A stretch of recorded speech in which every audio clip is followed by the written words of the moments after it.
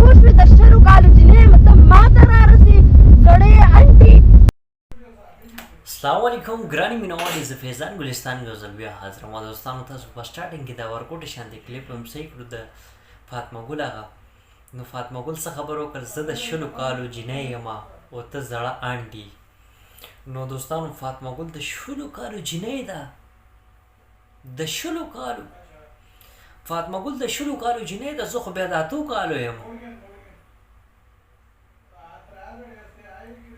عمر خو د چا دغه څوک راځي خو نه چک کې خو نه، بس د خوله ده د انسان، د هر چا خپله خوله ده چې چا څومره یاد کړو نو خامخا چې دی نو هغه عمر خو به نه کېږي چې کم عمر دی چې کله پیدا شوی دی هغه ورځ نه واله دی اوسه پورې چې څومره ټایم تېرې شوی دی.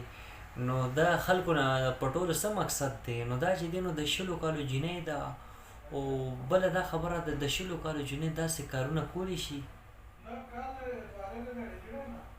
بیا دوبۍ ته تګ راتګ و واده نه مخکې ټول هسټري چې دی نو نیلم ګل د دې هغه کلو کړې وه، ښکاره کړې وه، چا نه پټه نه ده. او دا چې کومه خبره یې وکړه چې زه د 10 کالو جینۍ یم، نو زه په دې باندې ډېر زیات شاک شوی یم. نو دا د 10 کالو جینۍ ده، نو 3 کاله مخکې د دې واده شوي و. نو بیا نکاحنامه کې چې دی نو د دې عمر خو بیا 19 کاله و. نو زمونږ ګورمنټ پاکستان خو دا ویلي چې د چا 18 نه به کم عمر وي نو د هغې خو نکاح نشي کېدی. بیا کیس په دې باندې جوړېږي که نه جوړېږي.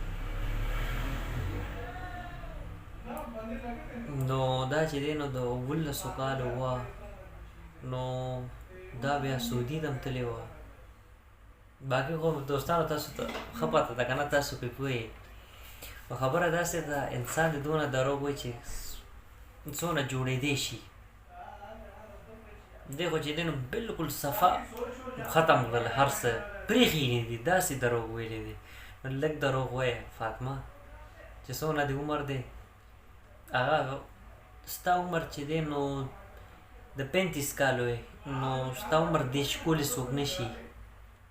ته د 35 یې نو څوک درله 40 کال نه شي جوړولی، ولې چې ستا عمر دی. نو خبره داسې ده د 35 کالو یې او د 10 نه یې، څه پته لګي د 40 یې. دا چې دی نو ډیوایډډ بای 2 دې کړي دي که نه، تقسیم 2. نو 2 سره دې تقسیم کړي دي، نو چې کوم د هغې نفس راغلی نو هغه عمر خلکو ته ښیي. بس دوستانو زما دا میسج دا پیغام و. په ویډیو کې مله څه غلطي شوي نو بخښنه غواړم. انشاءالله تاسو سره ډېر ژر یوې نوې ویډیو کې به ملاقات کېږي. د خپل ځان ډېر ډېر خیال ساتئ. د لوی الله په امان، والسلام.